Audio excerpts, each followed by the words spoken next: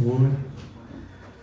O pastor Paulinho é multifacetado, meus irmãos. Há muitos talentos nele. Ele vai falar um pouco disso, vou deixar ele à vontade. Todos os livros?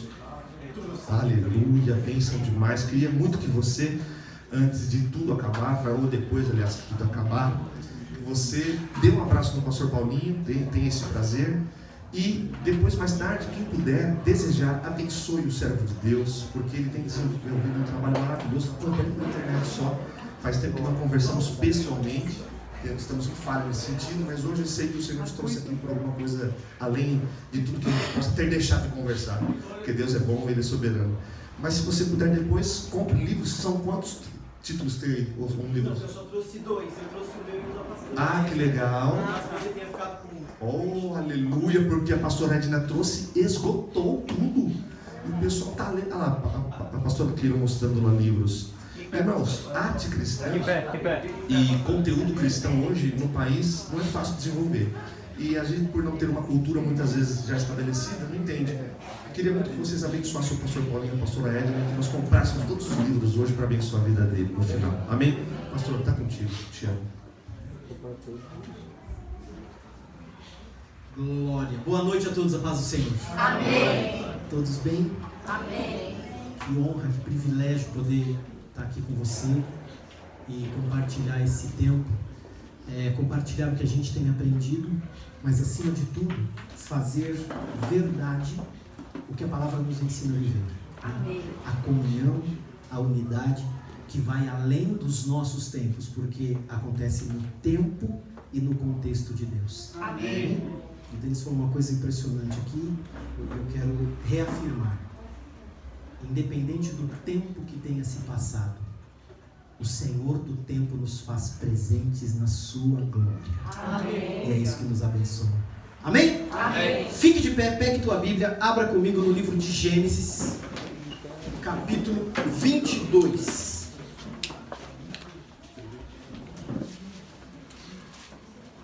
Espero não derrubar nada aqui.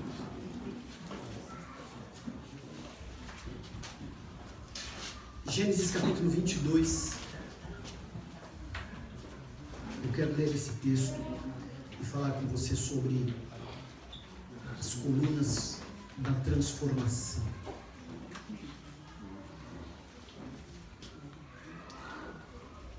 Primeiro versículo. E aconteceu depois dessas coisas que tentou Deus a Abraão. Ele disse: Abraão. E ele disse: eis-me aqui.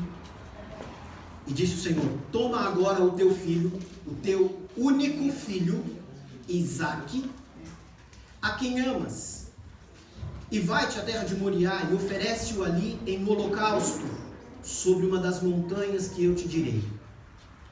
Então se levantou Abraão pela manhã, de madrugada, e albardou o seu jumento, e tomou consigo 2 dos seus moços, e Isaque, seu filho. E fendeu lenha para o holocausto, e levantou-se e foi para o lugar que Deus lhe dissera. Ao terceiro dia, levantou Abraão os seus olhos e viu o lugar de longe. E disse Abraão aos seus moços: ficai-vos aqui com o jumento, e eu e o moço iremos até ali. E havendo adorado, tornaremos a vós. E tomou Abraão a lenha do holocausto, e pô-la sobre Isaque seu filho, e ele tomou o fogo e o cutelo na sua mão, e foram ambos juntos. Então falou Isaque a Abraão seu pai, e disse: meu pai. E ele disse: eis-me aqui, meu filho. E ele lhe disse: eis aqui o fogo e a lenha, mas aonde está o cordeiro para o holocausto? E disse Abraão: Deus proverá para si um cordeiro para o holocausto, meu filho. E caminharam ambos juntos. E vieram ao lugar que Deus lhe dissera, e edificou Abraão ali um altar, e pôs em ordem a lenha, e amarrou a Isaque, seu filho, e deitou-o sobre o altar em cima da lenha. E estendeu Abraão a sua mão, e tomou o cutelo para imolar o seu filho. Mas o anjo do Senhor lhe bradou desde os céus, e lhe disse: Abraão, Abraão! E ele lhe disse: eis-me aqui. Então disse o Senhor: não estendas a tua mão sobre o moço, e não lhe faças nada. Porquanto, agora eu sei que temes a Deus, e não me negaste o teu filho, o teu único. Então levantou Abraão seus olhos e olhou, e eis um carneiro atrás dele, travado pelas suas pontas no mato. E foi Abraão, e o tomou, e ofereceu em holocausto, em lugar do seu filho. E chamou Abraão o nome daquele lugar, o Senhor proverá, de onde se diz até hoje, no monte do Senhor se proverá. Amém? Muito obrigado, Pai de amor, por este momento tão especial para as nossas vidas, de compreensão, de aprendizado, de livramento, de crescimento. Muito obrigado por este momento, Senhor, em que a Tua palavra virá aos nossos corações e às nossas mentes para nos fazer melhores, para nos aperfeiçoar e para nos ajudar a caminhar naquilo em que não compreendíamos. Fala aos nossos corações, usa a minha vida com toda a liberdade, Senhor, que não haja em mim qualquer resistência, obstáculo ou desvio daquilo que o Senhor quer tratar nesta noite. Fala conosco, nós te pedimos, em nome de Jesus, o teu Filho. Amém. Amém. Glória a Deus. Pode se sentar. Eu li o texto de Gênesis, mas eu vou começar falando sobre uma outra parte dessa ministração. Você lembra que Jesus falou a respeito dos seus discípulos que eles deveriam ser luz e sal? Vós sois luz do mundo e sal da terra. Tá bom? Qual que é o pensamento que nós temos quando nós lembramos disso? Se você é luz, o que você tem que fazer? Iluminar. Se você é sal, precisa salgar. Inclusive Jesus falou o seguinte: se o sal não salgar, ele não serve para nada, a não ser para uma coisa: para ser lançado fora e pisado pelos homens. Eu estava pensando a respeito de como é que nós vivemos essa iluminação e esse salgar. Como é que nós fazemos isso? Eu vou te dar um exemplo de como isso acontece às vezes. Está lá você de noite, já apagou a luz do teu quarto, aí você se lembra que teve uma postagem que você fez que você quer dar uma olhada se todo mundo está curtindo. Eu também. Aí você pega o telefone, meio sonolento, esqueceu de programar ele para reduzir a luz, a hora que você toca nele, não é? Teu olho faz assim, porque a luz veio direto aos seus olhos. Como é que a luz funciona? Olha aqui ao teu redor. Você está vendo a luz aqui? Não está. Não. E é isso que às vezes nós não compreendemos. É isso que às vezes nos leva a fazer coisas que não deveríamos fazer. Como é que a luz funciona? Ela se projeta nas coisas e o reflexo dessa luz nas coisas vem aos nossos olhos. É assim que nós vemos as coisas. Nós dizemos que vemos a luz, mas de fato a luz nós não vemos. Porque se você olhar para a luz, o que acontece?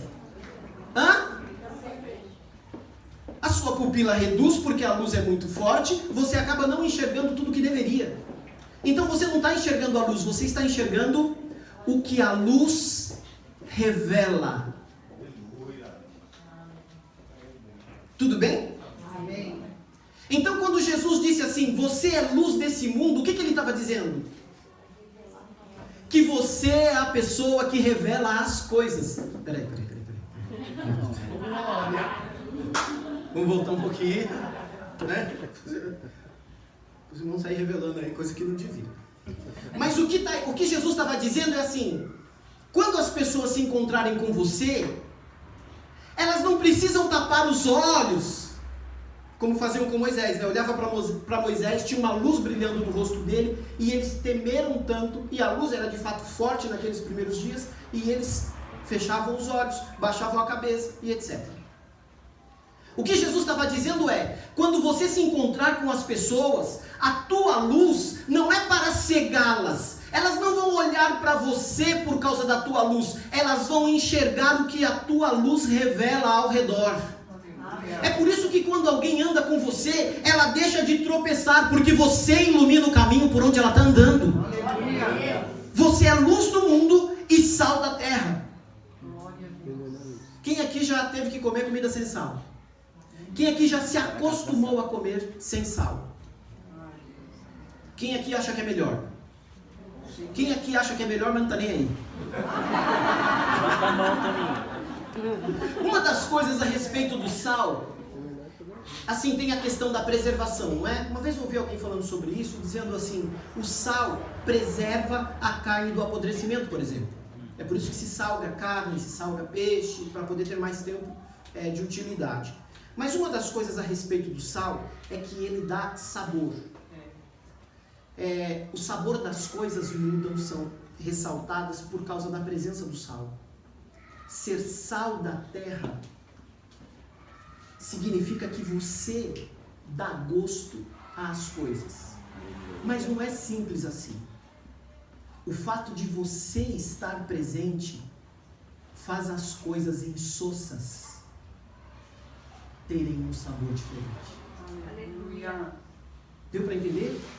Você é luz do mundo e sal da terra. Agora olha só que coisa interessante. Quando Jesus curava os enfermos, ele falava, olha, vai em paz, a tua fé te salvou. Ele não dizia assim, olha, vai em paz, tua fé te salvou, escreve o testemunho, compartilha com seus amigos e fala que fui eu que fiz. Porque ele é luz. E a luz não vai contra as pessoas, porque fazer isso as deixa cegas. A luz ilumina o que as pessoas precisam ver e as faz caminhar seguras. Deu para entender? O que eu estou querendo dizer com isso? Que às vezes no esforço de ser luz do mundo e sal da terra, a gente se coloca numa posição em que acabamos cegando as pessoas ou matando as pessoas de sede. Porque comer sal puro só vai desidratar. Tem muita gente querendo ser o tipo de sal que vai descer goela abaixo das pessoas. Tem muita gente ocupando um lugar de farol que ao invés de iluminar o seu ambiente, quer iluminar o rosto dos outros. Sabe uma coisa incrível que Davi disse? Olharam para ele, dizia, a respeito daqueles que contemplavam o Senhor. Olharam para ele e foram iluminados. Os seus rostos não serão confundidos. Sabe o que eu achava? Que porque aquelas pessoas tiveram um encontro com Deus, a luz do Senhor caiu sobre eles e agora nunca mais eles se enganariam, nunca mais eles tropeçariam. Mas não, agora eu entendi uma outra coisa. Agora eu estou enxergando de uma outra forma. Eu aprendi algo além daquilo que eu já tinha aprendido antes. E eu acredito que o que Davi estava dizendo é assim, eles olharam para o Senhor e foram iluminados. A luz do Senhor de fato veio sobre eles, mas agora eles são iluminados. E porque estão iluminados, aqueles ao redor podem vê-los. Deu para entender? O fato da luz do Senhor cair sobre mim me expõe. O fato da luz do Senhor cair sobre mim me revela. E às vezes eu espero que as pessoas me enxergam, mas a primeira pessoa que enxerga aquilo que a luz revela sou eu mesmo. E foi isso que Jesus disse, o mundo te odeia porque eles se envergonham daquilo que fazem quando você chega. A tua luz traz à tona aquilo que eles fazem. Está entendendo isso, meu irmão? Amém. Eu estou usando todas essas coisas para te dizer o seguinte. A primeira pessoa a compreender o efeito da luz na nossa vida tende a ser nós mesmos. Porque às vezes nós resistimos nos aproximar de Deus, porque tem algumas coisas que nós não queremos que sejam expostas na luz dele. E quando isso acontece, nós corremos para lidar com essas coisas, para que ninguém mais fale mal da gente ou de Deus, e nem a gente mesmo sofra com as coisas que estavam ocultas e que agora estão sendo reveladas. Tudo bem? Eu antecipei essa parte para te falar que nós podemos pensar nas coisas de Deus por outro lado. Tem muita coisa que a gente aprendeu e que a gente se acostumou e que foi se acomodando dentro da gente e agora nos impede de viver aquilo que podemos viver na plenitude. Veja, eu não estou dizendo que a tua vida está limitada. Eu estou dizendo que tem tanta coisa para ser vivida na presença de Deus e às vezes nós não enxergamos simplesmente porque nos acostumamos com o que está dentro de nós. Amém? Quem aqui já falou assim, olha, eu estou com essa necessidade, mas eu sei que Deus proverá? Quem aqui acredita fielmente que na sua necessidade Deus vai prover para você? Amém. Você está baseado no quê? No texto que eu li? No monte do Senhor se proverá? As promessas do Senhor. Na confiança de que é o Pai que está dirigindo. Na certeza, porque fé é uma convicção. Não interessa se você tem evidência ou não, você tem convicção. Mas sabe que durante tanto tempo a gente falou assim, não, Deus proverá, por quê? No monte do Senhor, Deus proverá. Mas sabe qual foi a resposta de Abraão para Isaac? Ô pai, acho que a gente esqueceu o holocausto. Tem aqui o fogo, a lenha, mas eu não estou vendo o que a gente vai sacrificar. E o holocausto? Qual que foi a resposta de Abraão? Deus proverá. Deus o quê? Proverá. Deus proverá para si.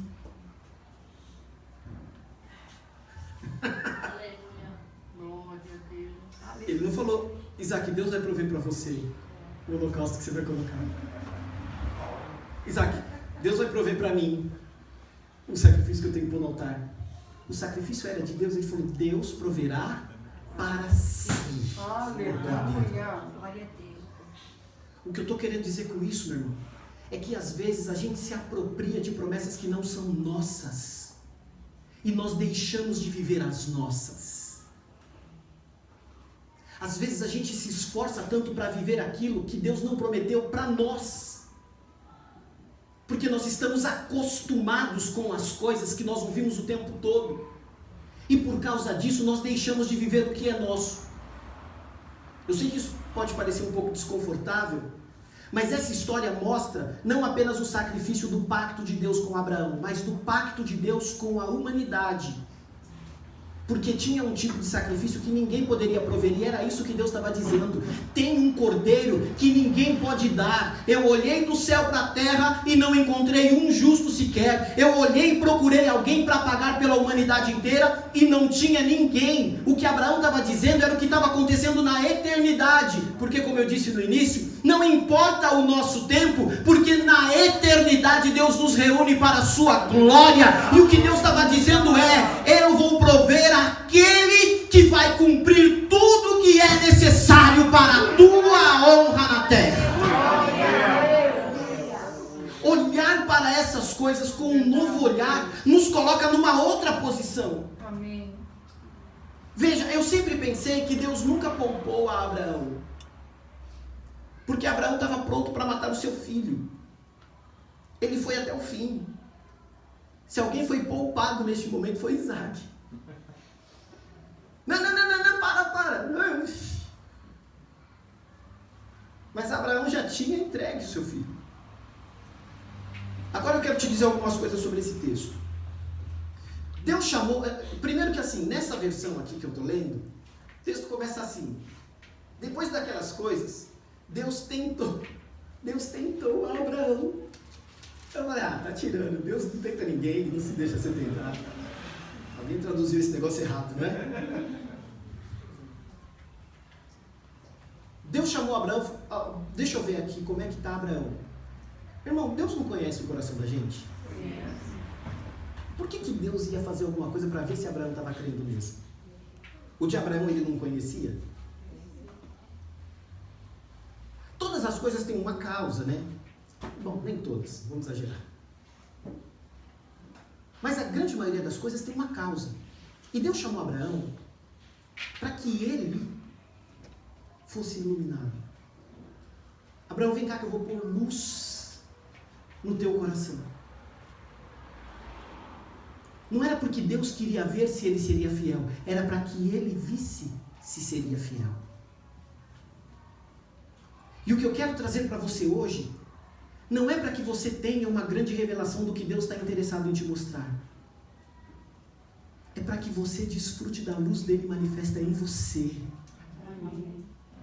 Eu formulei muito mal essa frase, né? A ideia não é revelar tudo em você para que Deus veja. Eu quero revelar a vida desses aqui para que Deus veja. Deus sabe. O que ele quer é colocar luz para que você veja. Aleluia. E foi isso que ele fez com Abraão. Abraão faz o seguinte. Primeira coisa em que Deus estava colocando luz. Quantos filhos Abraão tinha? Quem nasceu primeiro, ele ou Ismael? Aí Deus vem, cheio de gracinha, e fala assim, pega o seu filho, o seu único filho, a quem você ama. O que estava acontecendo? Abraão, quem é que você está considerando seu filho? Ele pegou Isaac. Deu para entender? Porque isso era uma promessa dele, da descendência dele, com a mulher que ele amava. Ismael era o filho dele. Ele também amava Ismael, como Deus também amava Ismael. Mas tinha uma coisa para ser trazida à tona. Deus precisava mostrar para o próprio Abraão que o coração dele estava vinculado à promessa, mas também à sua família. Pega o seu filho, o seu único, mesmo ele tendo 2. Pega o seu único filho, leva para um monte que eu vou te mostrar, e você vai me oferecer este filho em holocausto. Deixa eu te falar. Deus falou com Abraão naquilo que ele estava acostumado. Quem aqui consegue definir o que é holocausto? Sacrifício. Quem aqui consegue definir o que é sacrifício? Uma entrega. Quando você fala que vai fazer um sacrifício, no que você está pensando? Irmão, não é prova não, viu? Você pode falar o que você está pensando. Não é chamada oral. Eu não vou falar não, vai que ele me dá 0.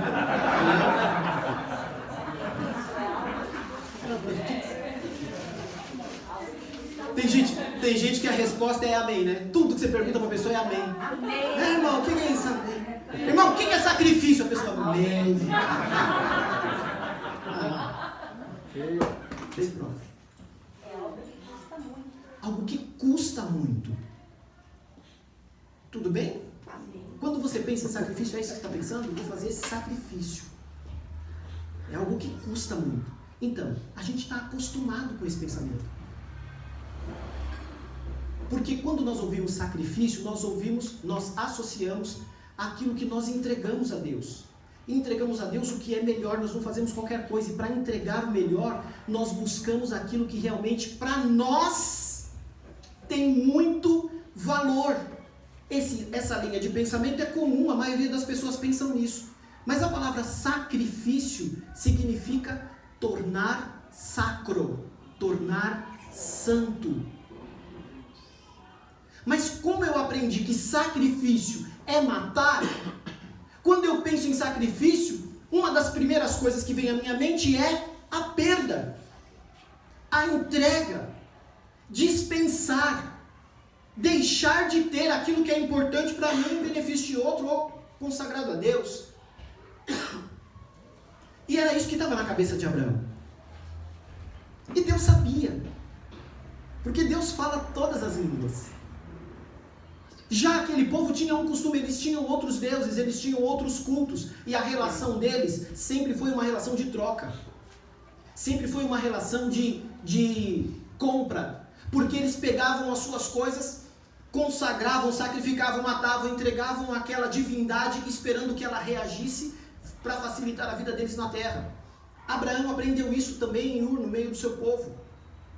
Então, quando Deus chamou Abraão e falou assim, eu quero que você faça um holocausto do seu filho, imediatamente na cabeça dele, o que tinha que fazer?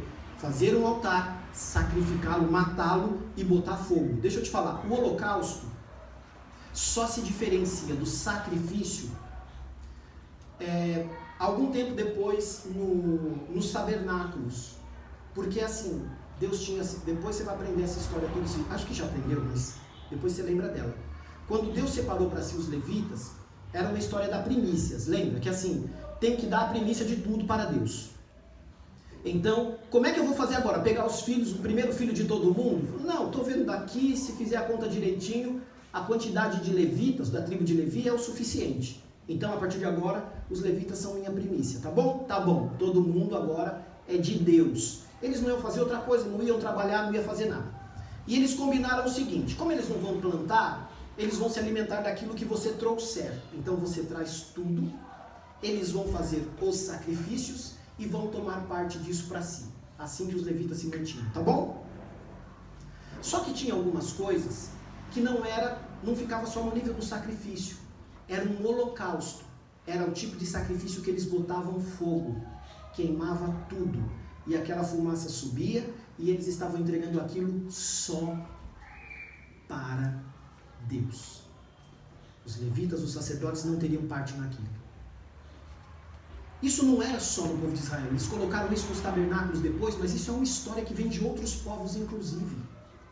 E aí, Deus chama Abraão e fala assim, eu quero que você me entregue o seu filho num holocausto. O que Abraão pensou?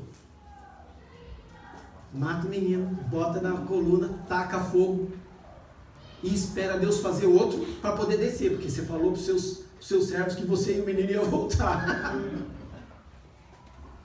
Na cabeça de Abraão, sacrifício era matar. Assim como a gente aprendeu, sacrifício é entregar o que custa mais. Mas na cabeça de Deus, sacrificar era torná-lo santo. E tornar santo é o quê? É tornar separado, exclusivo.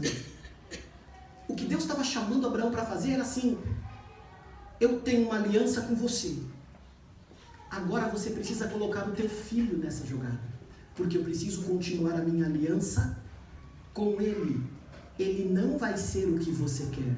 Ele não vai fazer quais são os teus planos. Ele não vai caminhar de acordo com os teus pensamentos. Eu vou cuidar dele porque eu tenho uma promessa contigo. Vou manter com ele, vou manter com os filhos, vou manter com todo mundo.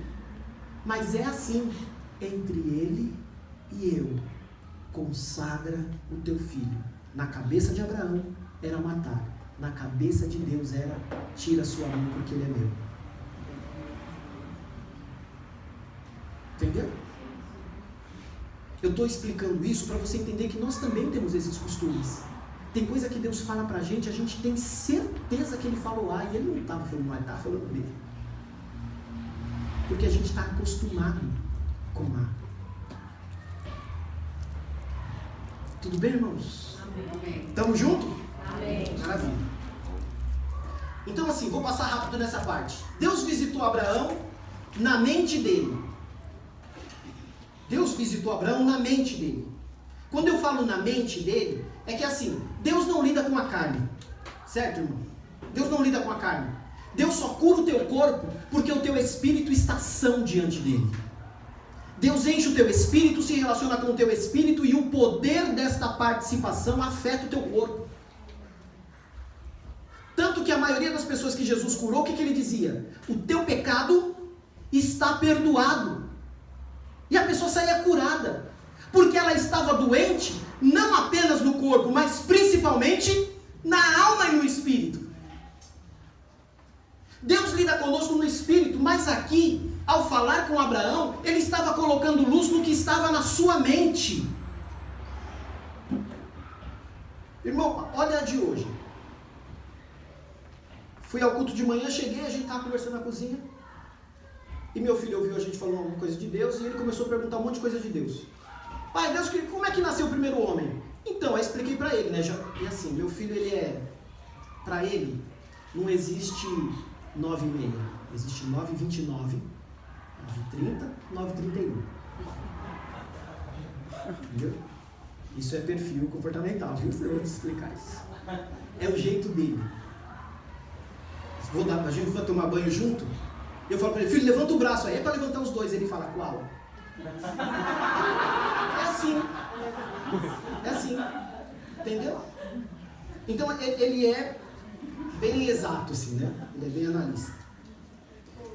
Então, quando ele falou assim, como que apareceu o primeiro homem, eu dei as duas explicações. Olha, eu vou te falar cientificamente. Cientificamente, as pessoas falam sobre a evolução, blá, blá, blá, contei para ele. Falei, agora, nós acreditamos que Deus formou o homem, é o que a Bíblia diz. E tem muita coisa para aprender, mas você precisa saber que Deus, e ele estava esperando essa, que eu já sabia, que Deus pegou o pó da terra, fez uma laminha, formou um boneco, colocou nele o espírito dele, aquela pessoa começou a viver. E aí nasceu o primeiro homem. Ele falou, então, mas se Deus fez o homem, não tinha homem nenhum, onde Deus estava?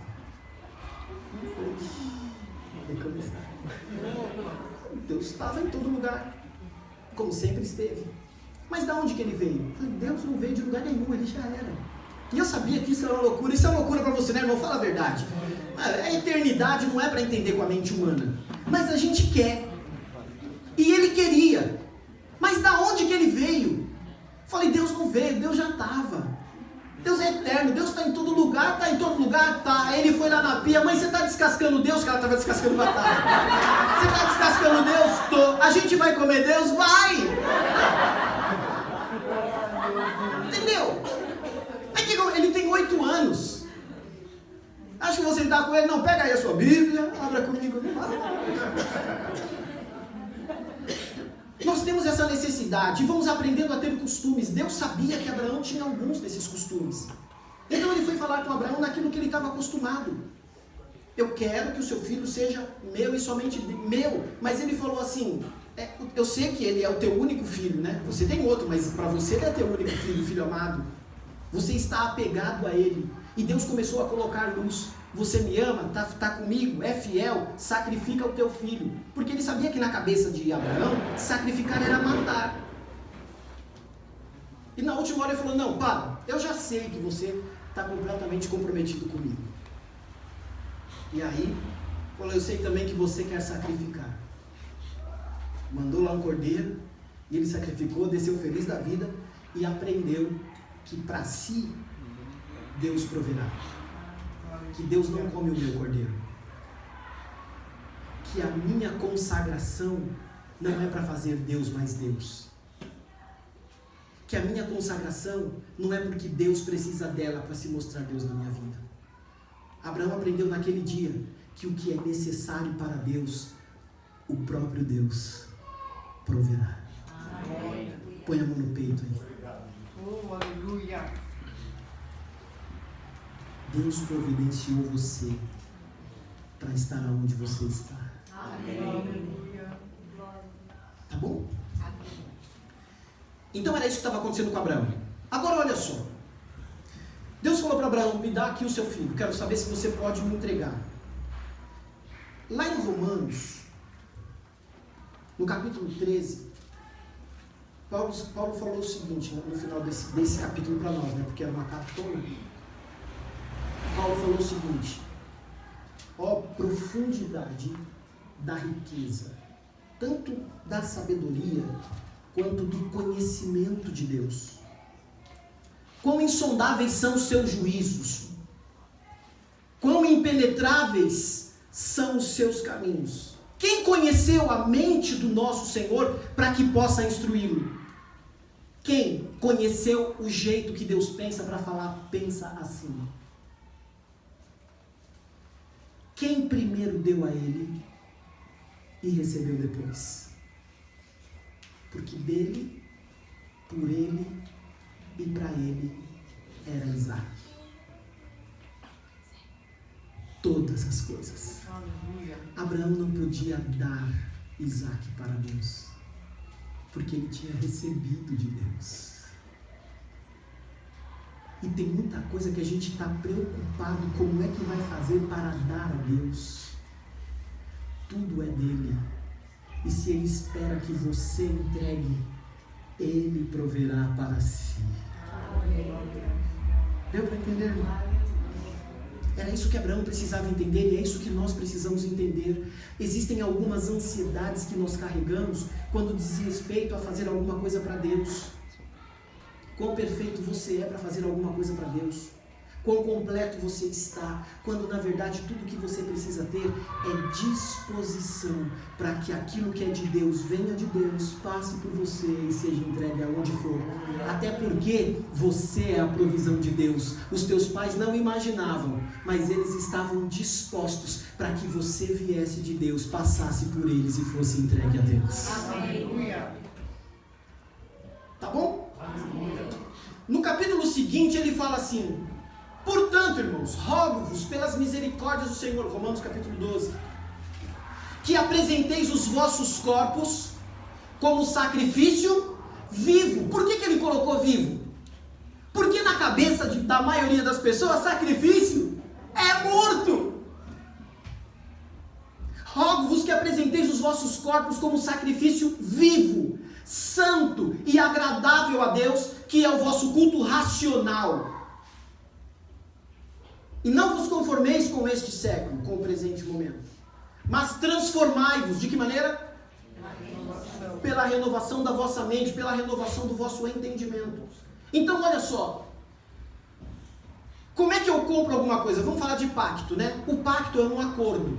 Como é que eu cumpro um pacto? Pagando aquilo que eu prometi, né? Cumprindo aquilo que eu prometi. Quando nós falamos de pacto, nós também pensamos em pagamento. Pensamos numa aliança, é assim, para eu cumprir, eu tenho que me esforçar em entregar isso. Se eu não cumprir, eu vou acabar pagando de outra forma. É o conceito do pacto.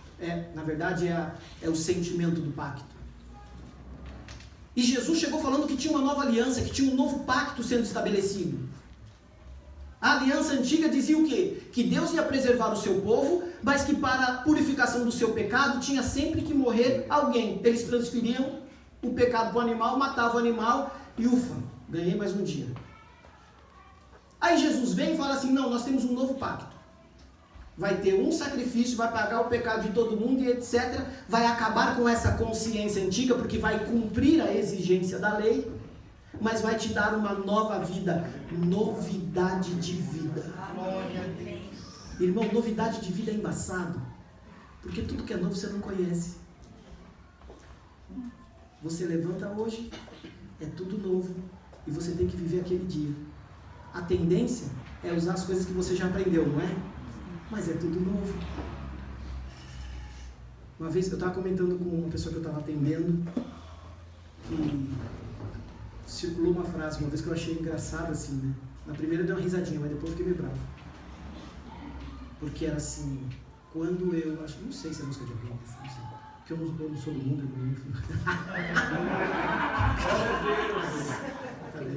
como eu não sou do mundo, eu sou os pagodes, essas músicas. Marcelo. Eu nem sei de onde veio essa frase, mas era uma frase assim: quando eu descobri todas as respostas, mudaram todas as perguntas. De onde que é isso? Djavan. É do Djavan? Vai ver que é. Se não era, fica sendo. Próxima pregação eu vou falar, como já dizia o irmão Djavan, né?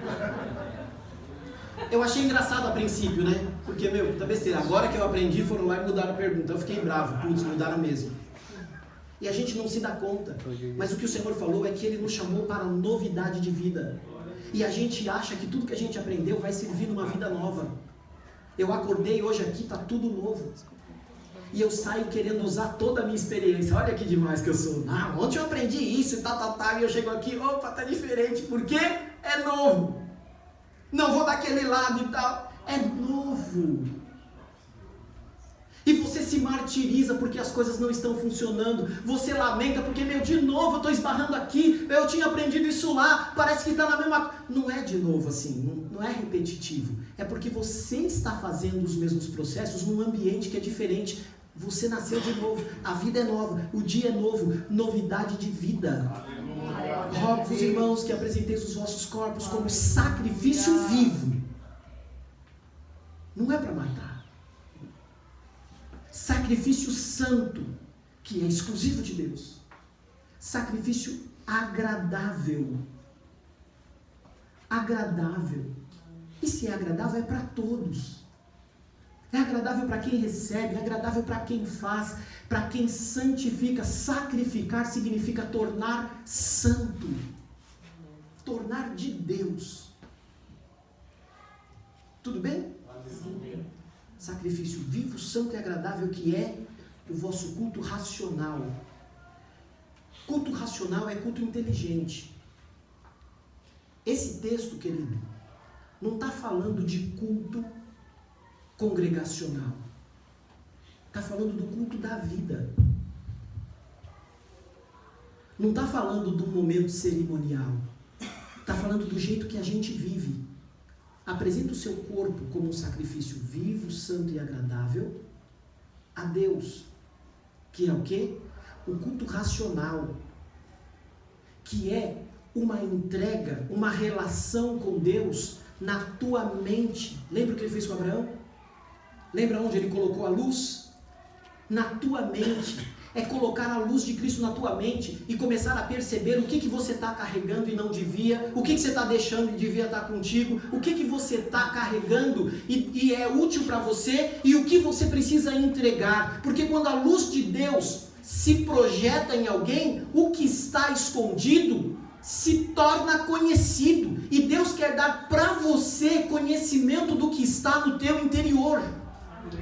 Às vezes você não vai com a cara da pessoa. Né? Eu falei isso também para um amigo. Você não vai com a cara dela? Eu falei, não. Ele falou, não. Eu falei, então, por que você não experimenta ir com a sua?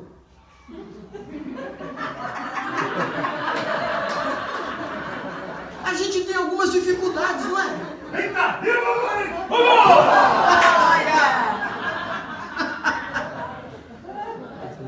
Não é, irmão? Minha mãe dizia que a gente fica preso, fica enrolado no cabelo das pernas. Irmão, tem que caminhar, a gente tem coisa para andar. E se está preocupado, se está afinado ou não, o que precisa é que a luz de Cristo em você te mostre por que é que você não consegue se aproximar. Às vezes, não é o momento, mas você só vai saber disso, não pelo achismo, se você olhar o que Cristo está iluminando. E tudo fica mais fácil. E tudo fica mais agradável. Entendeu, irmão? É um culto racional. É um modo de viver. E é por isso que ele fala assim, e não se conforme com este século. O que é conformar? O que é conformismo? Quando eu falo de conformismo, qual a primeira coisa que vem na tua cabeça? Amém, né? Vem o quê? Aceitar, não é? Se acomodar. E é isso que a palavra fala. É isso que esta palavra... Conformismo, conforme, conforma. Rotina. Não se torne igual. Não se coloque nesta forma. Faz sentido que o Senhor tenha te chamado para a vida nova? Se é para viver em novidade de vida, por que você vai viver na forma que é igual? Engessada. O que ele está dizendo, o que Paulo estava dizendo aqui, e que serve para a gente é, você precisa viver quem você é. Sacrifício vivo, santo e agradável a Deus. Faça o seu sacrifício a Deus, agradável, que é o vosso culto racional, a tua maneira de viver, e não se coloque no formato oferecido neste mundo. Não se coloque nos limites que o mundo desenhou para as pessoas viverem. Não se coloque dentro dessa limitação, dessa forma, deste modelo que este século apresenta. Mas transformai-vos. E como é que se transforma? Pela renovação do que você pensa. Pela renovação da tua mente. Bom, tendo dito todas essas coisas, eu vou começar a pregar então. Tendo feito essa introdução.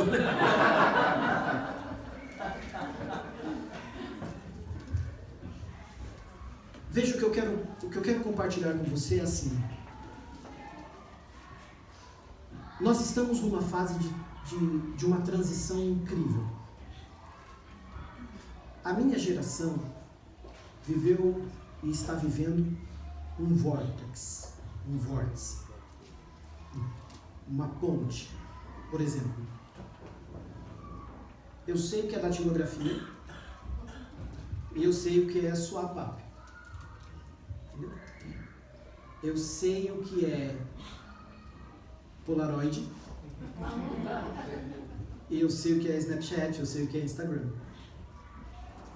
Eu sou uma ponte.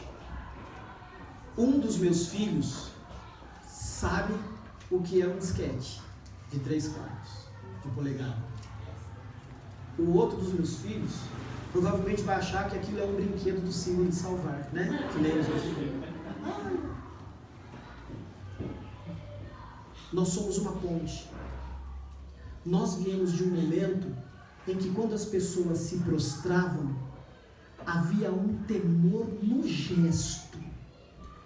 Você sabia que o mundo tinha que parar por causa daquele momento.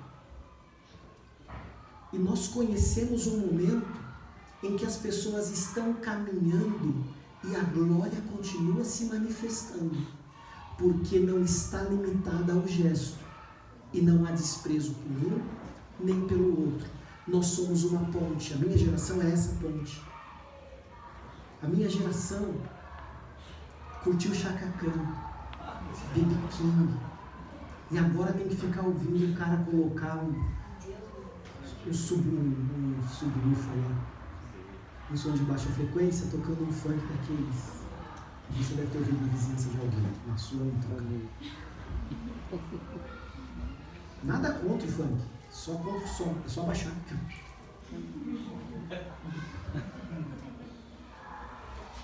O que eu estou dizendo é que nós vivemos fases e às vezes queremos trazer coisas da fase inicial para a fase final, com medo de nos descaracterizar.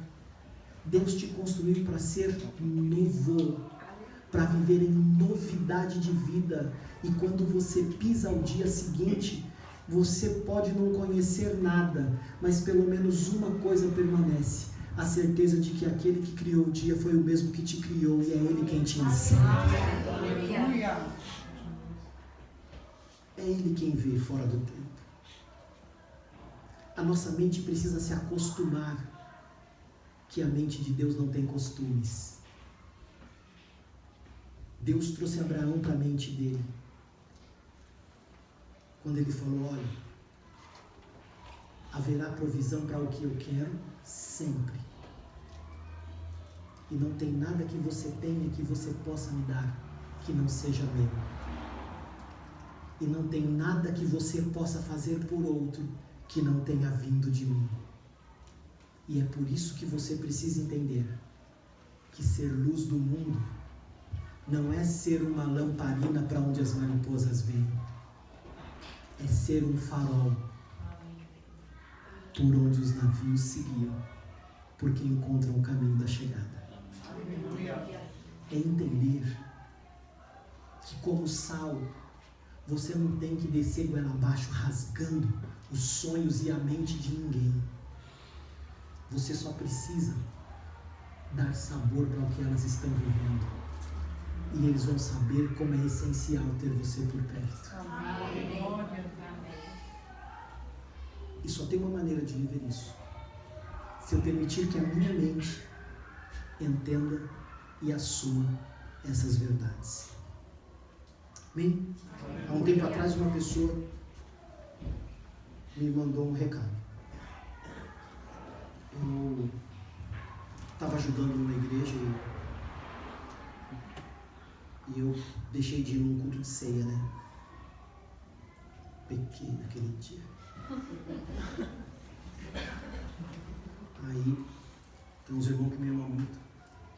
Fui lá perguntar pro pastor da igreja: pastor Paulo veio na igreja no dia do culto, por que será que ele não tomou ceia?